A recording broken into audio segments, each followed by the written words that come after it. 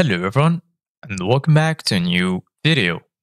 In this video, I'm going to show you guys how to add a header in Google Forms. So if you guys want to learn how to do it, just follow the steps that I'm going to show you. As you can see guys, I'm right now in Google Forms and this is how the homepage looks like. So as you can see guys, right here, we have the recent forms and right here in the top, we have start a new form. You can either start a blank form or you can choose from the templates right here.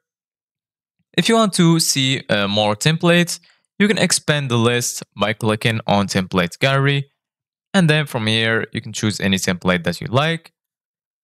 So for example, I'm going to choose this one, click on it. And then all you need to do right now is wait for the template to load.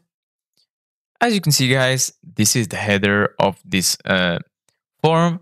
So basically, guys, if you want to add a header, all you need to do, guys, is go right here to the top. And then we're going to find customize theme, preview, undo, and redo. Click on customize theme.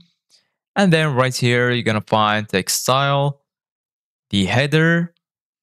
And you can click right here, change the header text style. You can also find right here the header image. As you can see, guys, there is image uploaded. So you can click on it, and then from here, you can select any header that you want. There's also categories right here. So for example, work and school, illustrations, and so on.